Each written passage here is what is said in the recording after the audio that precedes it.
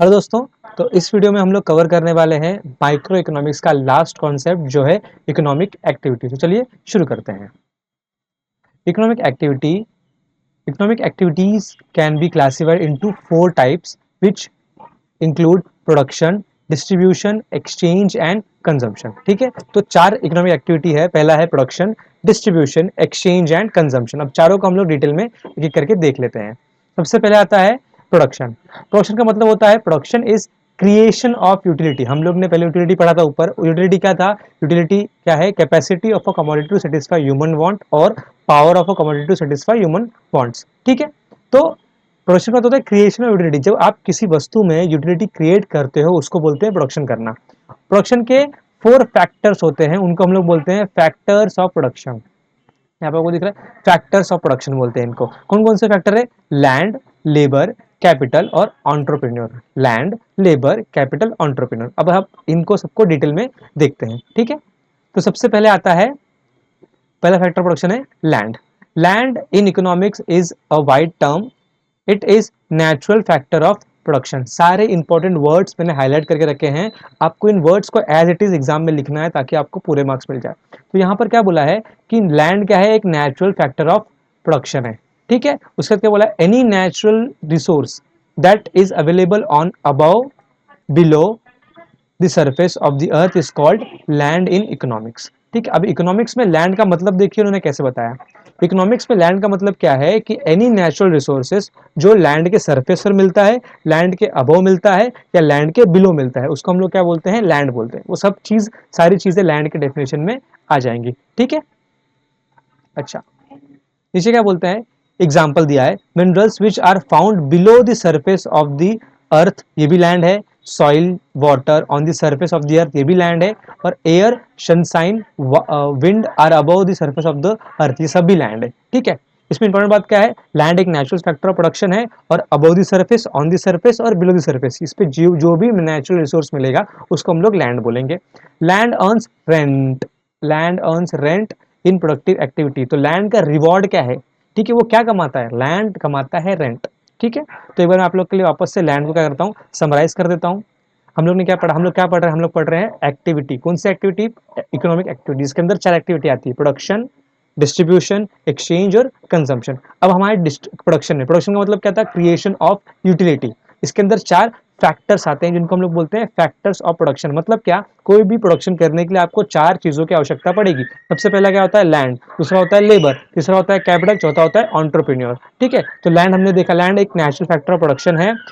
कोई भी चीज, कोई भी नेचुरल रिसोर्स जो above the surface, on the surface और below the surface of the earth होता है उसको हम लोग लैंड बोलते हैं। और लैंड रेंट कमाता है रिवॉर्ड के रूप में। ठीक है, इतना क्लियर? चलो नेक्स्ट देखते हैं लेबर। देखिए ये इंपॉर्टेंट है, मैं बार बार रिपीट करूँ क्योंकि ये 12th में भी आपको, इसलिए अगर आपका अभी क्लियर रहेगा फैक्टर ऑफ प्रोडक्शन ना, तो आप 12th में आपको ये समझने में थोड़ा टाइम लगेगा। ठीक है, नेक्स्ट क्या है? लेबर। लेबर है second factor of production. Labour is human production, any physical or mental effort undergone during the process of production to earn the reward of wages is called labor. Example, carpenter, accountant, engineer. अब labour के बारे में क्या बोला है? Labour है एक human factor of production. ठीक है, और कोई भी मेंटल एफर्ट या फिर फिजिकल एफर्ट, मेंटल एफर्ट या फिर फिजिकल एफर्ट मतलब क्या? हम समझते हैं लेबर मतलब क्या? जो मजदूर होता है। नहीं, ऐसा नहीं है। अगर कोई ऑफिस में बैठ के काम कर रहा है लैपटॉप पे क्योंकि अपना मेंटल एफर्ट लगा रहा है, वो भी लेबर है। और जो फिजिकली घर बांधने में काम कर रहा है एक मजदूर, वो भी लेबर है। ठीक है, और ये सब प्रकार के लेबर को क्या मिलता है? वेजेस मिलता है, जिसको अलग अलग नाम से हम जानते हैं, वेजेस बोलते हैं, सैलरी बोलते हैं। ठीक है, लेकिन है वो वेजेस ही। ठीक है, थर्ड क्या है? Capital. Capital is produced means for the further production. It is man made factor of production which earns the reward of interest. Example, machinery, technology, factory building etcetera. अब लैंड समझ लिया हमने, labour समझ लिया, अब समझते हैं कैपिटल क्या होता है। कैपिटल क्या है? Man made factor of production है और यह है produced means of for further production. मतलब क्या? इसका यूज करके हम लोग आगे का प्रोडक्शन करते हैं। कैपिटल मतलब क्या होता है? पैसा। पैसा क्या कमाता है? इंटरेस्ट कमाता है। अगर आपने बैंक से लोन लिया तो बैंक को आप क्या दोगे? इंटरेस्ट दोगे। और इस पैसे का यूज करके आप मशीन खरीदते हो, यहाँ पे एग्जांपल दिया, मशीन टेक्नोलॉजी खरीदते हो, जिसके ऊपर आप और प्रोडक्शन करते हो। ठीक है, तो ये क्या है? Produced means for further production, जिसके यूज करके, कैपिटल का यूज करके हम लोग आगे का प्रोडक्शन करते हैं। ठीक है, क्लियर? ओके, अब देखते हैं लास्ट फैक्टर प्रोडक्शन क्या है, entrepreneur. Entrepreneur is the organizer who is real captain of the industry. He is real, he is special kind of labor who gets the work done to earn the reward of profit in the process of production.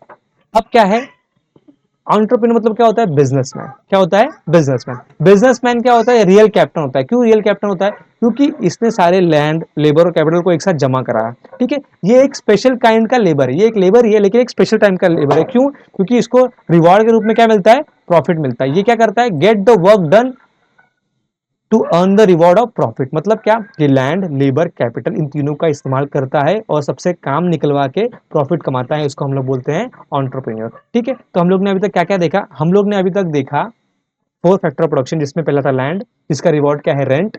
Labour, जिसका reward है wages.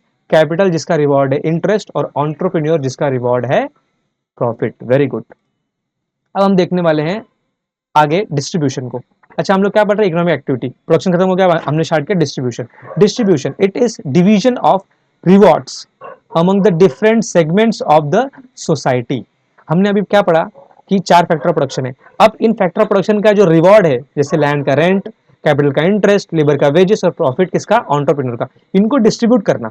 आपने profit कमा लिया, आपने पैसा कमा लिया, तो सब डिस्ट्रीब्यूट करो। लैंड को रेंट दे दे रहे हो, कैपिटल को इंटरेस्ट दे दे रहे हो, लेबर को वेजेस दे दे रहे हो, और प्रॉफिट एंटरप्रेन्योर अपने घर ले जा रहा है। ये क्या हो गया, डिस्ट्रीब्यूट हो गया ना, इसी को हम लोग बोलते हैं डिस्ट्रीब्यूशन।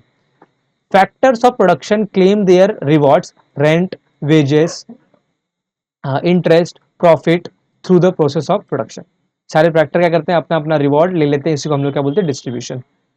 इसका आता है एक्सचेंज। एक्सचेंज मतलब क्या होता है, it is give and take between various units of economy. Exchange refers to sale and purchase of goods and services. Simple.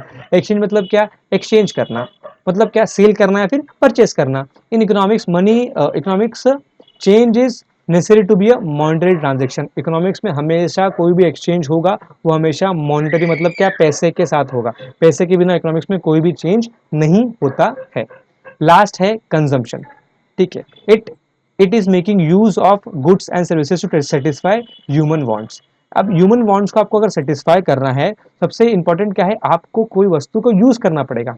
For example, अगर आपको कोई फोन पसंद आया, आपने बस फोन के बारे में सोच के आपका वांट पूरा हो जाएगा, नहीं, आपको फोन खरीद के उसको यूज करना पड़ेगा, तो उसे हम लोग क्या बोलते हैं, कंजम्पशन बोलते हैं। ठीक है, तो ये थे हमारे 4 इकोनॉमिक एक्टिविटी, जिसमें आता है प्रोडक्शन। उसके अंदर 4 फैक्टर प्रोडक्शन थे, लैंड, लेबर, कैपिटल, एंटरप्रेन्योर। उसका हमने देखा डिस्ट्रीब्यूशन, उसका हमने देखा एक्सचेंज, और लास्ट में हमने देखा कंजम्पशन। ठीक है, आई होप आपको वीडियो पसंद आई होगी। वीडियो को लाइक जरूर करना, कमेंट करना। नेक्स्ट वीडियो से हम लोग को मैक्रो इकोनॉमिक्स के कॉन्सेप्ट को शुरू करके इस चैप्टर को खत्म करने को ट्राई करेंगे। तब तक के लिए पढ़ते रहिए और इस आंसर को एक बार अपने टेक्स्ट बुक में लिख के जरूर देखना।